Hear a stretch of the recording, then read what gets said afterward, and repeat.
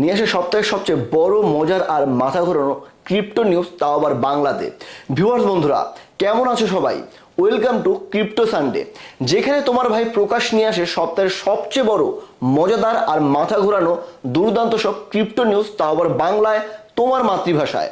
এই উইকটা ছিল পুরোটাই bitcoin roller coaster plus Satoshi era awakening, ETF boom, India China CBDC war এবং ক্রিপ্টো রেগুলেশন ইন ইন্ডিয়া। এক কথায় ক্রিপ্টো মুভির যেন ক্লাইম্যাক্স চলছে এখন। তো চলো আর কোনো রকম দেরি না করে ঝাঁপ দিই সোজা উইকলি ডিপ ডাইভে।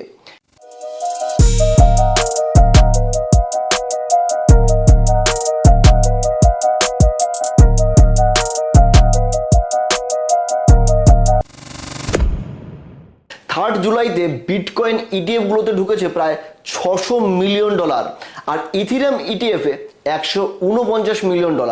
কিন্তু সেম দিনে বিটকয়েন 110 থেকে 107 কেতে নেমে গেল।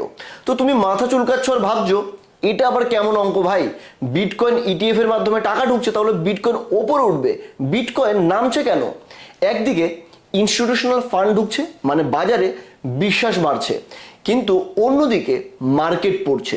এর কারণ হলো ইউএস জবস ডেটা, আর সামনেই জুলাইয়ের 8 তারিখ, অর্থাৎ ট্রেড টেনশন ফিয়ার আবার ফিরে আসছে ডোনাল্ড ট্রাম্পের বদান্যতায়। Year to date ETF inflow already $50 billion plus. এটা ইন্ডিকেট করে মেন স্ট্রিমে ক্রিপ্টো অ্যাডপশন দিন দিন বেড়েই চলেছে, কিন্তু প্রাইস তারপরেও ডাউন। তোমার মতামত কমেন্ট করে আমাদের সবার সাথে শেয়ার করে নিতে পারো। ইটিএফ মানে শুধু ফান্ড নয়, এটা অনেকটা কর্পোরেটদের হাতে বাজারের রিমোট কন্ট্রোল চলে যাওয়া। ইটিএফ এখন ইনস্টিটিউশনদের হাতেই বাজারের ডিরেকশন শিফট করতে দিচ্ছে। অ্যাজ এ রিটেলার এটা ব্লেসিংও হতে পারে আমাদের জন্য। শর্ট টার্ম কারেকশন চলতেই পারে, কিন্তু জুলাই মাসে 3 থেকে 4 বার স্ট্রং বাউন্স আসার সম্ভাবনা অনেকটা বেশি রয়েছে, স্পেশালি যদি 15 জুলাই ফেডের সিপিআই রিপোর্ট পজিটিভ আসে। তো এখানে আমি একটা ছোট্ট টিপ দিই, ইটিএফ ইনফ্লো দেখেই ফোমো করো না, ডলার কস্ট অ্যাভারেজিং করো, অর্থাৎ ডিসিএ করো। বিটকয়েন 104-এর সাপোর্টের কাছে এলে একটা এন্ট্রি জোন হিসেবে এটাকে দেখতে পারো, এটাকে একটা অপরচুনিটি হিসেবে দেখতে পারো with proper stop loss. India China এখন গ্লোবাল সিবিডিসি পাইলট রেসে। অলরেডি 49 কান্ট্রিজ এই খেলায় তাদের নাম লিখিয়েছে। ইন্ডিয়া এবার রিলিজ করতে চলেছে official crypto regulation discussion paper. IMF আর এফএসবির গ্লোবাল মডেল ইউজ করে এইটা বানানো হচ্ছে, আর সাথে পাবলিক কনসালটেশনও নেওয়া হবে। জাপান তো আরও এগিয়ে গিয়েছে চায়না ইন্ডিয়া থেকে। ওরা অলরেডি বিটকয়েন ইটিএফকে অ্যাপ্রুভ করে আলাদা ট্যাক্স স্ট্রাকচার আনছে। অনুমান করা হচ্ছে 20% ক্রিপ্টো ট্যাক্স হতে পারে জাপানে। সিবিডিসি চালু মানে শুধু ডিজিটাল টাকা নয়, এটা হলো গভর্নমেন্টের final move to dominate over decentralized crypto. One side freedom আর one side full surveillance. CBDC roll out মানে শর্ট টার্মে রেগুলেটেড এক্সচেঞ্জে যেমন কয়েনবেস, বাইন্যান্স এরা আরও বেশি ট্রাস্ট পাবে, কিন্তু প্রাইভেসি কয়েন যেমন মনেরো, জি ক্যাশের ওপর অনেকটাই কড়া নজর থাকতে পারে ইন্ডিয়া, চায়না এরকম বিভিন্ন দেশের গভর্নমেন্টের। সিবিডিসি নিউজ শুনেই অল্ড কয়েনে জাস্ট ঢুকে পড়ো না ভাই, বুঝে শুনে প্লে করো। ইন্ডিয়াতে রেগুলেশন আসছে মানে এখন থেকে ফাটিয়ে পোর্টফোলিও বানানো শিখতে হবে, কারণ ক্রিপ্টোই আমাদের আগামীর ফিউচার। 14 বছর আগে 2011-তে মাত্র $7,800 এক বন্ধু 10,000 বিটকয়েন কিনেছিলেন, আর আজকে জুলাইয়ের 3 তারিখ 2025 একেবারে সমস্ত কয়েন ট্রান্সফার করলো অন্য একটি ওয়ালেটে, যার বর্তমান মূল্য $1.1 বিলিয়ন। কোনো টেস্ট ট্রানজ্যাকশন ছাড়াই। একবার ভাবুন, 2011-তে যখন উনি $7,800 দিয়ে বিটকয়েন কিনেছিলেন, 10,000 বিটকয়েন কিনেছিলেন, তখন প্রত্যেকটি বিটকয়েনের দাম কত ছিল একটু ক্যালকুলেশন করুন। প্রত্যেকটি বিটকয়েনের দাম ছিল $0.78, অর্থাৎ $1.25 কাছাকাছি, $1 থেকেও নিচে।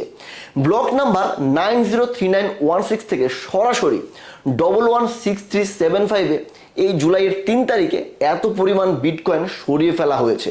এখন প্রশ্ন, এটা কেন হলো, এমনটা কেন ঘটলো? এটা হতে পারে পুরনো হোয়েল মারা গেছে, যা অথবা তার অ্যাকাউন্ট হ্যাকড হয়েছে। কিন্তু ভাই, যদি ওনার এখনো অ্যাক্টিভ হয় তাহলে এমন সাইলেন্ট হোল্ড স্ট্র্যাটেজি আমাদের কিন্তু অনেক কিছু শিখিয়ে যায়। যেখানে আমরা প্রত্যেকদিন লিভারেজ ট্রেডিং ইত্যাদির চক্করে পড়ে টাকা নষ্ট করছি, সেখানে এই ওয়ালেট আমাদের দেখিয়ে দিল যে সত্যি আসল খেলা হলো হোল্ডিংয়ের। বিগত সপ্তাহে 3বার এরকম এনশিয়েন্ট ওয়ালেট অ্যাক্টিভ হয়েছে। আবারও বলছি, কিছু না কিছু বিটকয়েনের দুনিয়ায় কুকিং তো অবশ্যই হচ্ছে, যার খবর এখন আমরা রিটেল ট্রেডাররা সরাসরি পাচ্ছি না। এইসব হোয়েল মুভে মার্কেটে শর্ট টার্ম ফান্ড ছড়াবে, ডাম্প হবে, কিন্তু এটা একটা বাই দ্য ডিপ অপরচুনিটি হতে পারে তোমার আমার মতো রিটেল ট্রেডারদের জন্য। কারণ হোয়েল মুভ মানেই সব শেষ নয়। Always check on chain data and remember panic selling always benefit the whales. Binance পের সঙ্গে নতুন যুগ। ভুটানের বাইন্যান্স পে প্লাস ডিকে ব্যাংকের সঙ্গে চুক্তি করে ক্রিপ্টো দিয়ে পুরোপুরি ক্যাশলেস ট্যুরিজম সিস্টেম চালু করলো। এটা প্রথম একটি দেশের উদ্যোগ যেখানে ন্যাশনাল লেভেলের ক্রিপ্টোকে অফিসিয়াল ট্যুরিজম পেমেন্ট হিসাবে সবার সামনে তুলে ধরা হচ্ছে। জাস্ট একবার ভাবো, একটা ছোট্ট দেশ, আমাদের প্রতিবেশী দেশ, যখন ক্রিপ্টোকে ইউজ করে তাদের ন্যাশনাল ট্যুরিজম বাড়ানোর ইনিশিয়েটিভ নিচ্ছে, তখন বড় বড় দেশ, এখনো আমাদের মতন দেশগুলো বেশি বেশি ট্যাক্স নিয়ে কিভাবে ক্রিপ্টোর 12টা বাজাবে সেই চিন্তায় বসে আছে। বাইন্যান্স পে যদি এই ধরনের আরো 3টে দেশ পেয়ে যায়, তাহলে অল্টকয়েন অ্যাডপশন যেমন সবার মধ্যেই বাড়বে, তেমনি বাইন্যান্সের নিজস্ব কয়েন বিএনবির ওপরও দুর্দান্ত পজিটিভ প্রভাব পড়বে। তো তুমি একবার ভেবে দেখো, এবার তোমার ওয়ালেটে বিটকয়েনের সাথে সাথে ইথিরিয়ামের সাথে সাথে বিএনবি কয়েনেরও হোল্ডিং বাড়ানো যায় কিনা। ভারতে আসে প্রথম অফিসিয়াল ক্রিপ্টো ল। ইন্ডিয়ান ফিনান্স মিনিস্ট্রি অবশেষে crypto regulation discussion paper final করে ফেলেছে। খুব তাড়াতাড়ি এই মাসেই আমরা এটাকে রিলিজ হতে দেখব। এতে আইএমএফ, এফএসবির মতো গ্লোবাল ফ্রেমওয়ার্ককে ফলো করা হচ্ছে, আর পাবলিক কনসালটেশনের সুযোগও এখানে অবশ্যই খোলা রাখা রয়েছে।